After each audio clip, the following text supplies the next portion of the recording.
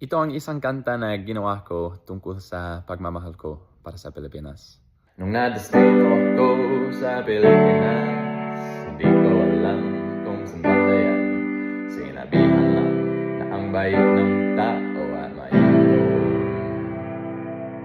Tumira ko doon ng 2 taon, natuto ako na managalog noon. At dito lagi may nagtatanong, how was it? Di ko mapapaliwanag kung gaano kaswerte ako. Pinapasalamatan ng aking Diyos dahil pinunta niya ako doon. Kasi sa bansa na yan, lagi may kumakanta. September pa lang at Christmas na. At natuto ako sa halimbawa nila ng pagmahal sa pamilya. Namimiss ko na ang sarap ng mangoes, ang araw-araw pandinig ng Hey Joe, kabaitan ng bawat Filipino.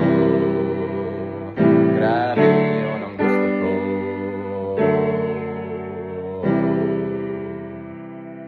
Naalala ko nung may dumaang bagyo, sila pa rin ay naglalaro. Napansin ko lagi sila masaya kahit may hamon. 18 months ay nakalipas na mula nung ako'y ay nasa Pilipinas. Meron ang tanong, what if you could go anywhere in this world?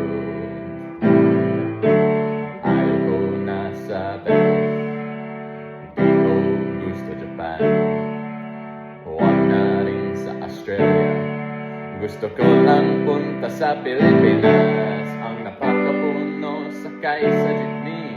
Hindi mabusog kung walang kanin, kahit may ulan, basketball pa rin, kain sa Jollibee.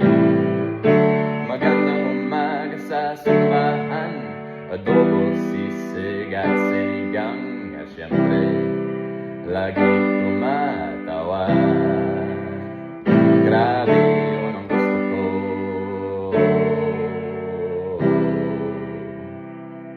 Kahit lumipas silang taon, mananatili pa sa puso ko. Di ko makakalimutan lahat nito. Yun ang gusto